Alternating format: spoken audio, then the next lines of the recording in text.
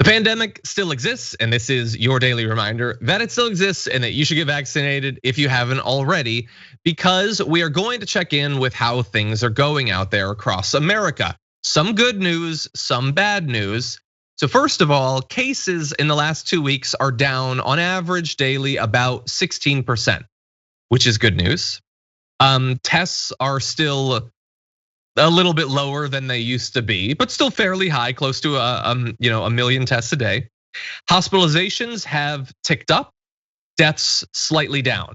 So we seem to be once again moving in the right direction after a bit of backsliding, which is good news. But bear in mind that the new thing we need to wonder about is how much vaccination is happening per day.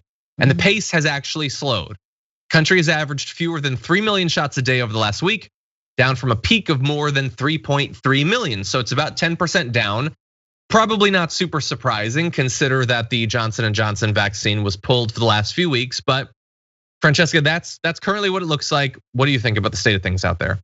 Yeah, I mean, I think it is really good, but it is also it is not okay that the vaccinations are slowing down, and it speaks to the ways that the rollout could be more robust in terms of actually going to people, in terms of folks helping others to sign up for a slot for the vaccine, because it's not easy. You do have to do it online. It isn't straightforward.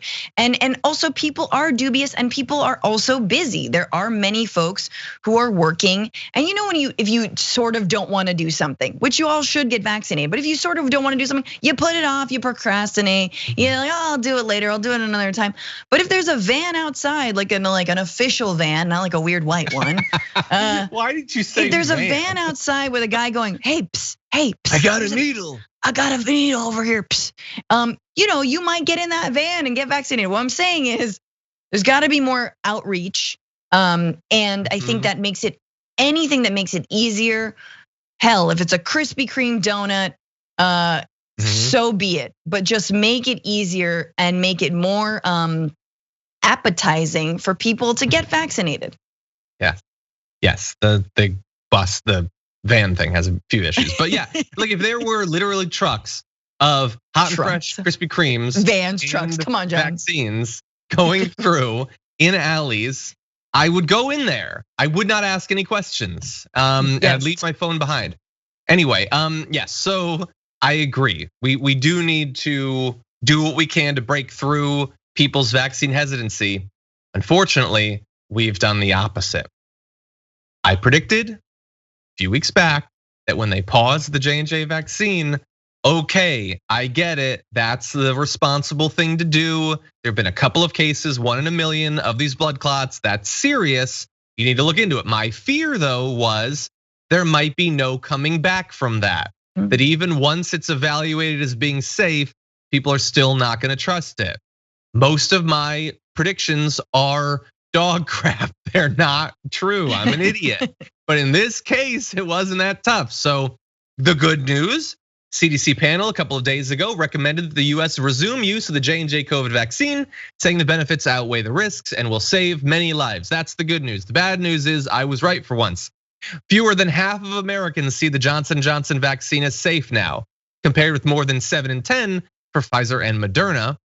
Barely more than a fifth of those not yet vaccinated would be willing to take the J&J vaccine. So the Johnson & Johnson vaccine, which has the noted benefits of only requiring one use, of being easier to transport and store. So for many populations, including in remote and rural areas, a lot easier to get it to people.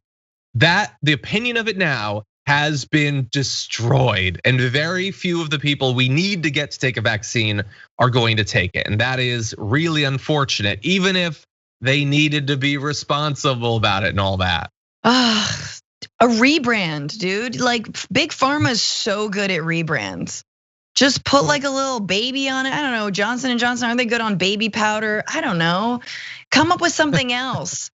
Put your little PR monkeys on the case and you know. JJ's Wonder Fluid. Yeah, JJ's Wonder Fluid. Bands. JJ's Wonder Fluid. I lasted all night with JJ's Wonder Fluid. I'm sorry. That's no. Why not? No.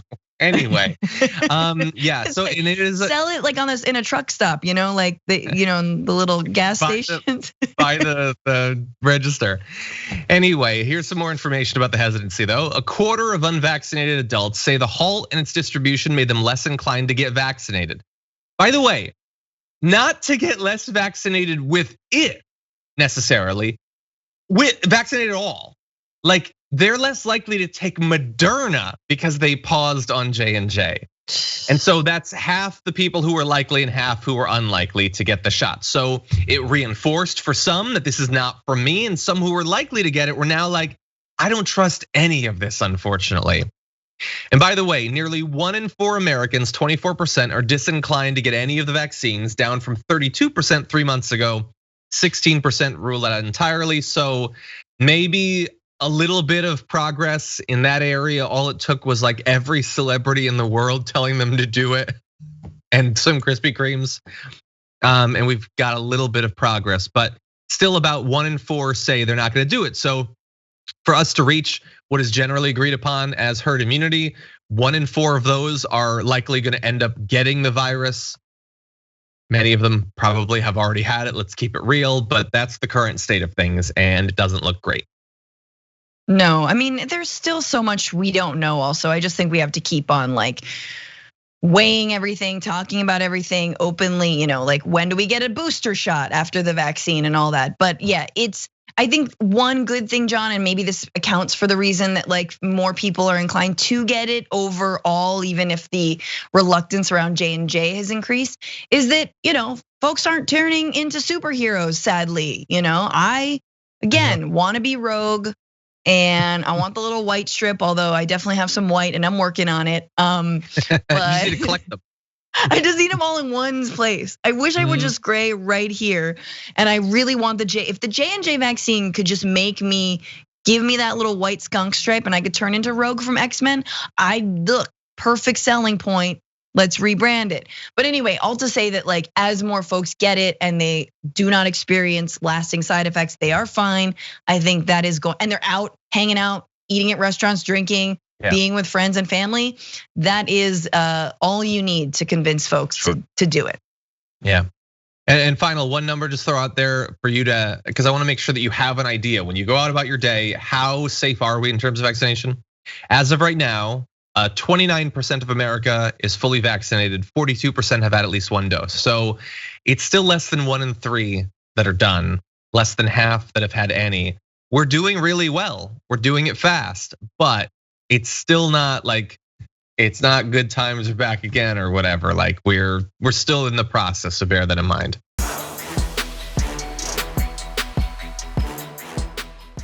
For more political news breakdowns, interviews, stories of activism, and me trying my hardest to care about the occasional big celebrity news story, subscribe to our YouTube channel at youtube.com/The Damage Report. And you can ring the bell wherever it is so you don't miss anything.